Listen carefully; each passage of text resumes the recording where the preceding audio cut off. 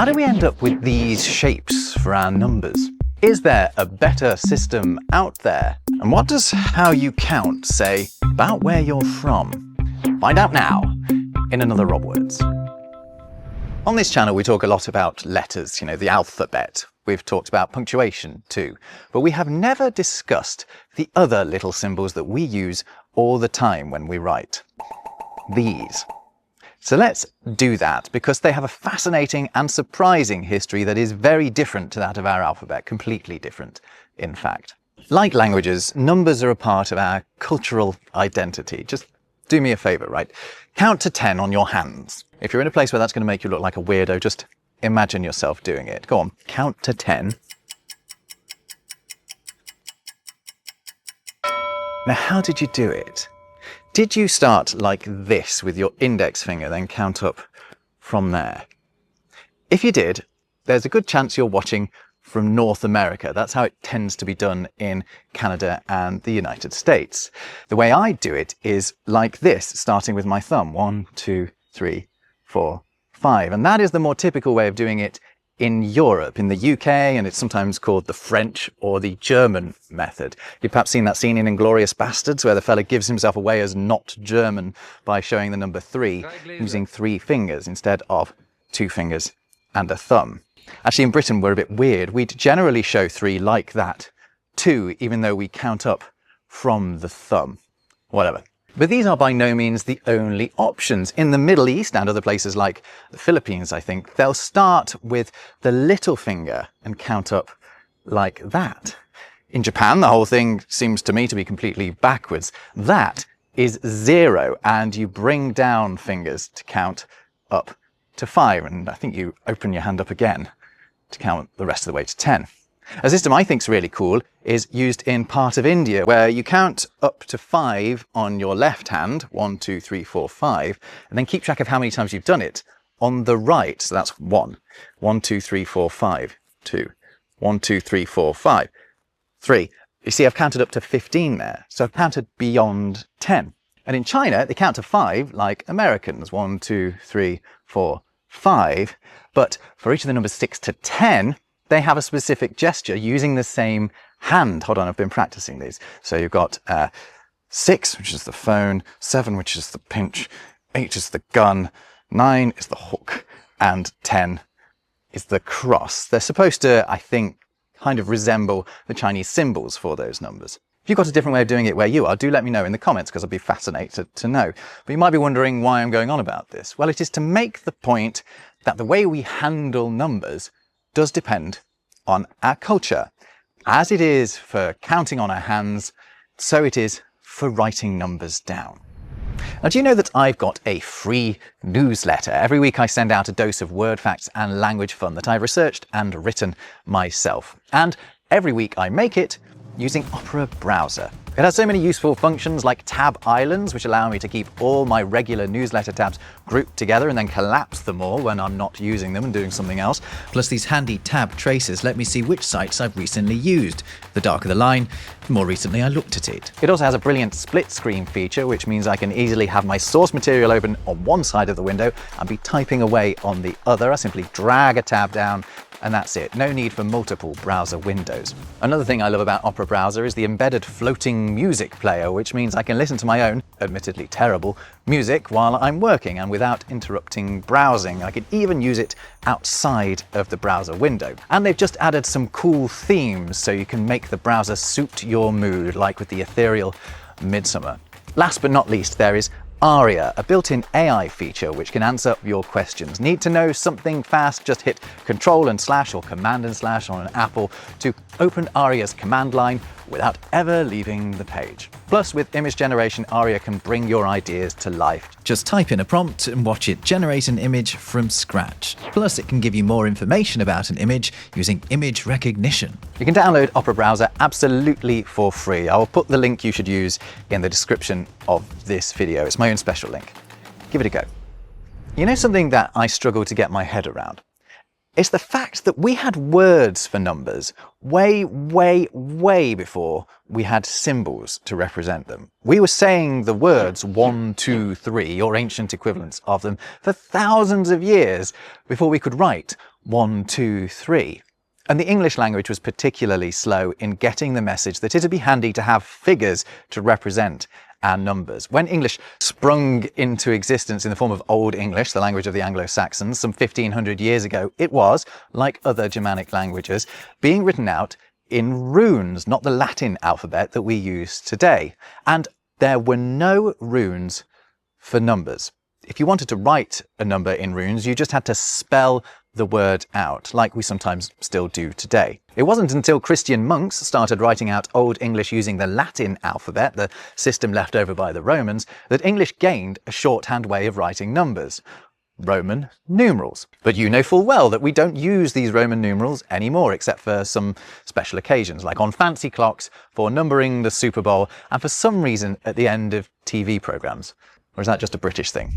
No, we use these numbers instead. So where did these come from? Well, you might have heard them referred to as Arabic numerals, which is a big, if slightly misleading, clue. A more accurate name for them is Hindu-Arabic numerals, because these did not originate in the Arab world, but in India. Allow me to explain. These are the numbers 1 to 9, or at least they were in the Brahmi writing system, being used around 300 BC in part of India. I actually rather like them. Look at the numbers 1 to 3. Could they be more intuitive? Chinese does something similar with 1 to 3 now. But more importantly, look at the numbers for 6 and 7. Look familiar?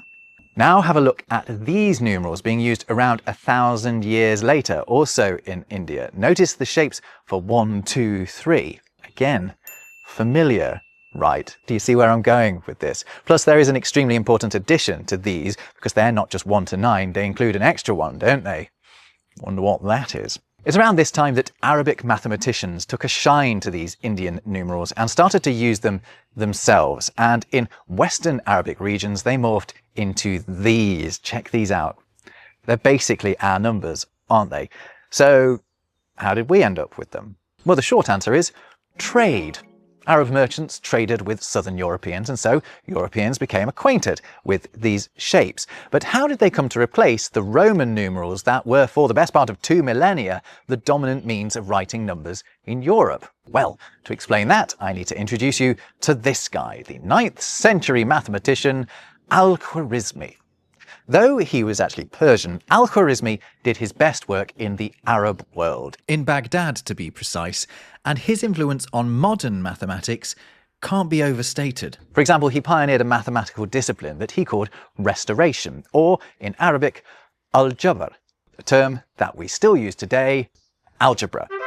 What's more, the Latin rendering of his name became our word, algorithm, originally used to describe doing arithmetic with numbers rather than an abacus. But his biggest contribution, at least for the sake of this video, is spreading awareness among European mathematicians that these numbers were vastly superior to the Roman system that they were currently using. This isn't an active thing that Al-Khwarizmi did. It actually happened a few hundred years after his death, when Europeans started to pay closer attention to his works that revealed the virtues of the Arabs' system, a so-called place value system, where any number you could think of could be expressed using the same set of 10 digits, arranged by order of factors of 10 from left to right. If you wanted to express 1,346, you could write 1 in the thousands position, 3 in the hundreds position, 4 in the tens position, and 6 in the units position. Lovely, efficient. And what's more, this system had a handy placeholder for when there was no value in one of the positions. Want to write 2021? Well, use the numeral sifr to show that there aren't any hundreds. That word sifr in European mouths morphed into 0, and also the word cipher. These Hindu-Arabic numerals were clearly miles better than Roman numerals. For starters, the Romans didn't have a 0, the losers. Plus look at how messy a number like 3,884 is. MMMDCCCLXXXIV, compared with the lovely, snappy Arabic version. In the Arabic system, generally, the longer the number, the bigger. Definitely not the case with the Romans.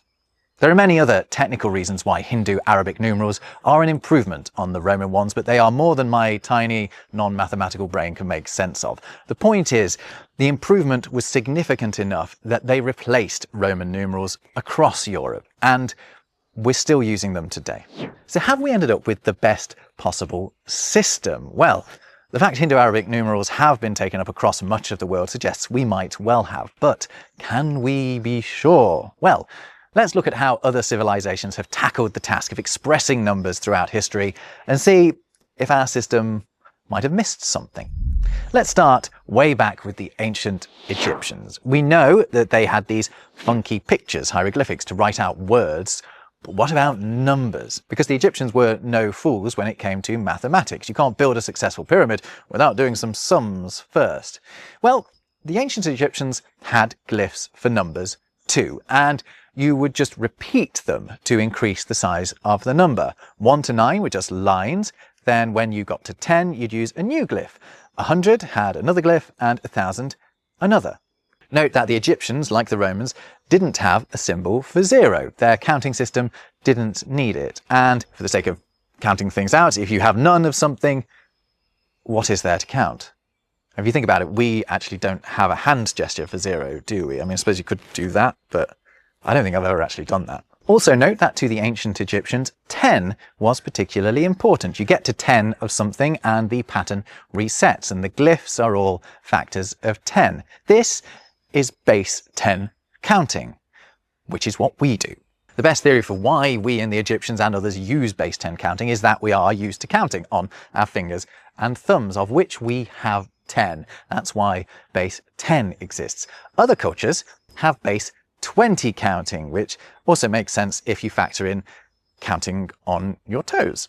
But the reason for the next civilization we're going to look at system is an even greater mystery. Let's have a look at the Babylonians. The Babylonians used a style of writing called cuneiform. They didn't write by applying a die to a flat surface like the Egyptians and their papyrus, but by pressing their characters into soft clay using something like a trimmed reed as a stylus. This meant that the shapes you could make were really limited, meaning all cuneiform writing looked sort of like that. And these are the Babylonians' cuneiform numbers. These are the numbers 1 to 60, and they're pretty straightforward really. The lines that look like they're pointing down represent single digits, and the ones that look like they're pointing to the left represent the tens. Easy. And it is easy, unless you want to count any higher than that. You see, Babylonian counting was not base 10. It wasn't even base 20. It was base 60.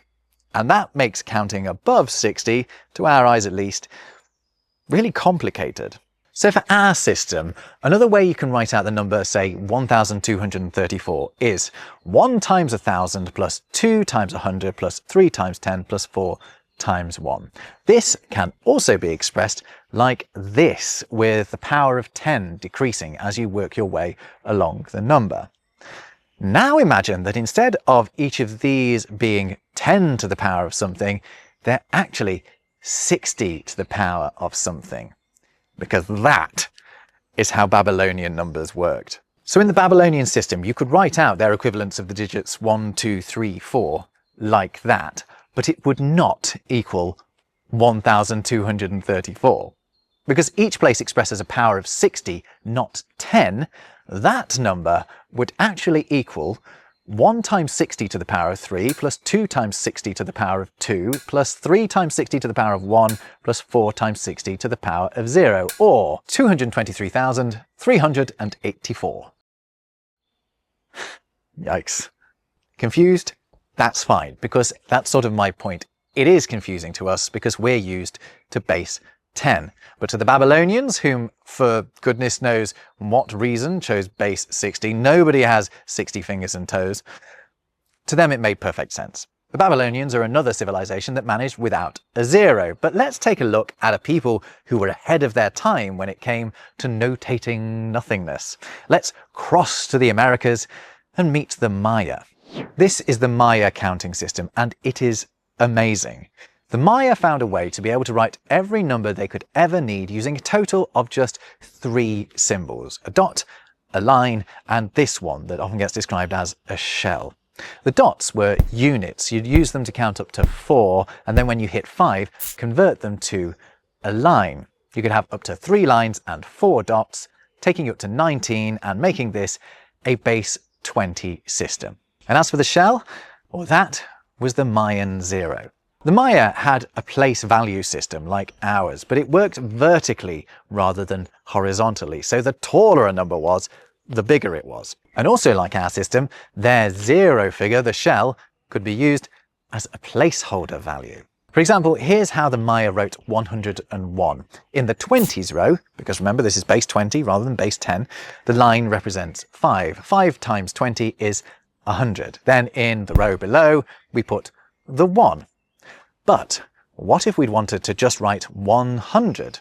Well, instead of that 1 in the bottom row, we'd put the Mayan shell to say that there's nothing there. Nada. 0.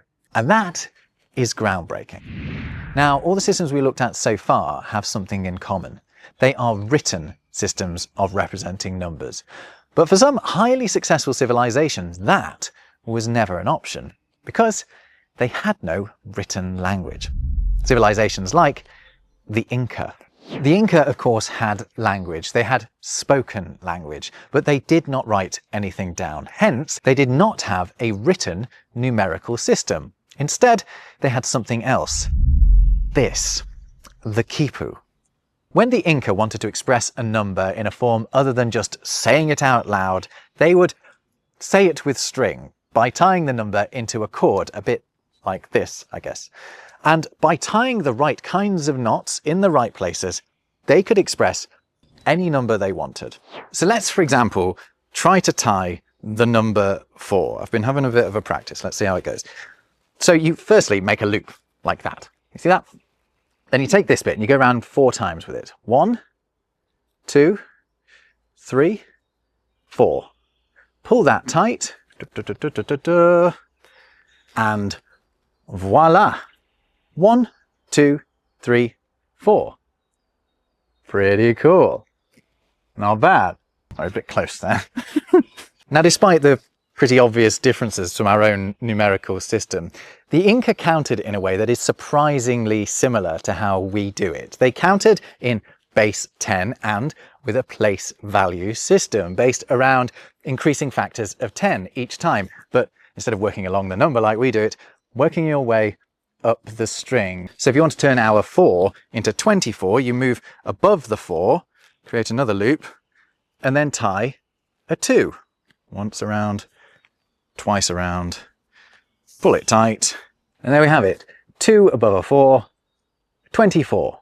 And if we wanted to turn that 24 into 204, for example, we'd get rid of the knot here and tie it further up in the hundreds position, leaving a gap in the tens position, making 204. 204. The Incan equivalent of 0 is a blank bit of string. To further demonstrate that, have a look at one that I prepared earlier. Let's see if we can work out what this is. I actually put bigger gaps this time because I'm not very good at controlling the gap sizes. But in the 1000 position, we have 1 knot. In the hundreds position, we have no knot. In the tens position, we have 1 knot. And in the units position, we have, well, this is a 9. What number have we created? 1019. Pretty cool and weirdly easy, right? I honestly think that the Incan quipu, despite looking the least like our Hindu-Arabic system, might be the closest to it in spirit. It just makes sense. However, we should also take a closer look at the only other numerical system that the English language has ever used. Roman numerals. How do they compare with all these others? Well, in my view, not terribly well. I mean, they're a bit baffling. After all, they're just Roman letters that have been repurposed and with no obvious logic. I obviously get the use of I for 1 and for 2 and for 3, like tally marks. And it seems like the C must be short for centum, the Latin for 100, and M must be short for mille, the Latin for 1000. But then what are the V, D, and L short for? Nobody knows. Maybe they're short for nothing. The great innovation that the Romans came up with for their numbers was to introduce subtraction as well as addition. A character placed before another character of higher value is taken away from it, meaning 4 is written by a 1 before a 5 and 6 is a 1 after a 5. This means that numbers can be shorter, so rather than writing 94 as LXXXXIII 50 plus 10 plus 10 plus 10 plus 10 plus 1 plus 1 plus 1 plus 1, you can write it simply as XCIV, 10 before 100 plus 1 before 5. But neither, of course, is as good as just writing a 9 and a 4. So I, for one, am relieved that Arab traders delivered us their system of writing numbers, the system that they in turn borrowed from India. So what do you reckon? Do you prefer any of the other systems I've mentioned? What about other modern systems? Are there any that you think are superior to the one that we're using? Let me know in the comments. We didn't have time to get into the weird ways in which different cultures say numbers. That is for another wordy, nerdy video. Thanks for watching this one. Thanks to Opera Browser for sponsoring it, and I'll see you in whatever you choose to watch next. Take care.